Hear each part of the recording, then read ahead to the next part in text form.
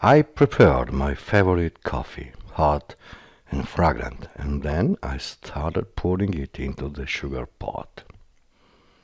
A very serious study about the human error categorizes the errors in three types: slip, lapse, mistake, and in great detail present examples, patterns of intervention, and interesting observations.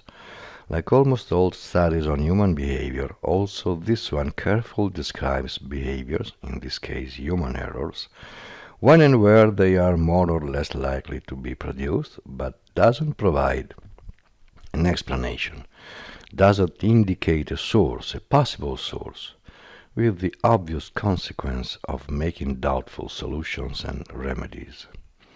Although we do not intend to fill gaps of this magnitude, we are able, however, to open at least a glimpse of comprehension not only of the coffee poured into the sugar pot, but of a myriad of other human events, otherwise mysterious and inexplicable, helping our narrator to orient and recognize the needs of its counterpart in order to generate an effective narration. Now we know that our systems are constantly at work, and we know that we live, in a way, a double life in parallel in the real environment and in the virtual environment. We have accepted that the good functioning of our system is an obvious condition of success for our survival, and that our systems find confirmation of their good functioning mainly working, with this generating the essential proofs of their proper functioning. Even in the simple operation of preparing coffee, all our systems are at work. While we prepare coffee in the real environment, we live our parallel life in the virtual environment, and nothing guarantees that what we are dealing with in the virtual environment necessarily and exactly coincides with what we are dealing with in the real environment.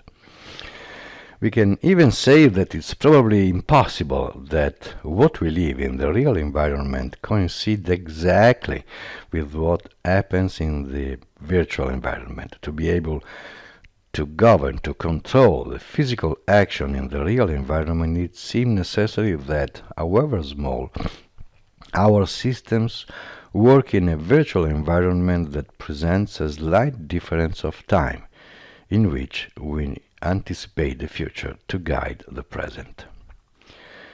Even if it were a scrap of only a few hundredths, tenths of second, for the execution of the simplest tasks of which we are particularly skilled. However, this gap of technical time is enough to denote a small difference between our two lives. Difference that each of us knows for direct and referable experience can be much, much greater.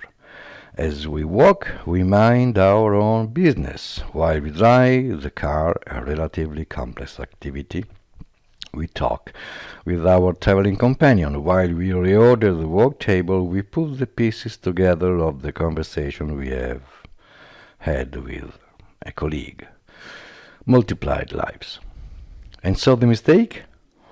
On the one hand, we can see it as proof of malfunction of one or more of our systems, or rather a temporary flaw in the integration of the operations of some of our systems.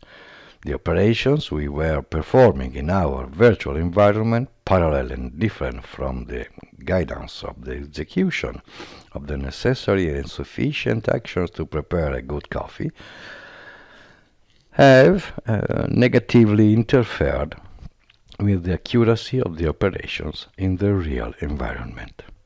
The result is a defective product compared to expectations. The coffee has not been adequately prepared to be normally tasted. The normally quotation marks anticipate another possible understanding of the error, diametrically opposite. We are not dealing with a malfunction, with a systemic integration flow, but with the result of a systemic composition that has privileged the course of an action completely in tune with the pursuit of satisfaction of a desire. This perspective was cultivated mainly by Sigmund Freud. Still today can be pleasant the reading of Psychopathology of Daily Life, published in 1916, a collection of descriptions and interpretation of slips and laps, very different interpretations from those proposed by James Reason. The President opens the work of the Assembly, saying, "We declare concluded the work of the Assembly," realizing the error only after producing the sentence. He himself later acknowledged that he was completely opposed to the Assembly itself and the work that should have been carried out. If the lapsus linguae slip, for James Reason, doesn't get the result of preventing something unpleasant from happening, however it satisfies, for example, the desire to protest and oppose, elements of the ego system.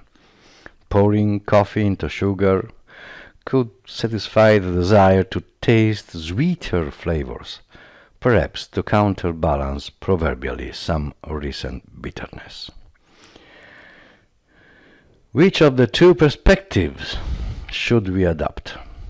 Our effective narrator is forced to adopt the second, in order to be effective, to wonder about the possible route that makes sense of what can seem a simple error, and then see how to deal with it, how to help the interlocutor to compose needs, desires, and actions.